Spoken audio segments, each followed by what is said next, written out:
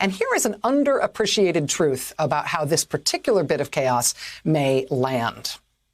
Look at this for a second. Here's where we are on the calendar, right? You are here. This is where we are today. The COVID relief bill is likely to land at the White House tomorrow. It's a big, complex thing. It includes all the COVID stuff, plus funding to keep the government from shutting down, a whole bunch of stuff. It should get to the president tomorrow, at least to the White House tomorrow. Now, when that bill gets to the White House tomorrow, a few different things could happen. If the president decides to sign the bill, this was all theater and tantrum and he doesn't really care, then fine. Bill passes into law, relief checks go out, government stays funded. Or let's say the bill gets to the White House tomorrow and the president vetoes the thing.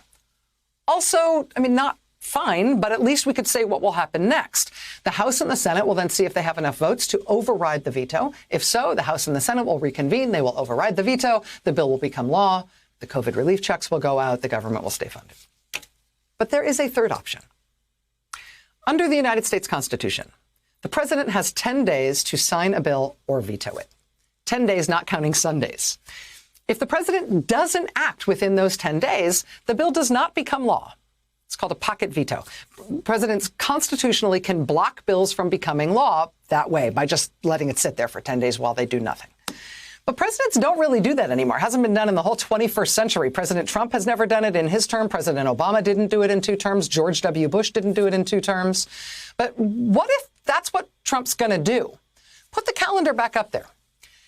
If President Trump decides that that's what he's going to do, that he's not going to do anything, if the COVID relief bill comes to his desk tomorrow and he's like, neener, neener, I'm in Florida, I'm mad, I don't care. If he just decides to let it sit there for the full 10 days the Constitution gives him, 10 days skipping Sundays, like the Constitution says, then do the math and look what happens. That brings us to January 4th.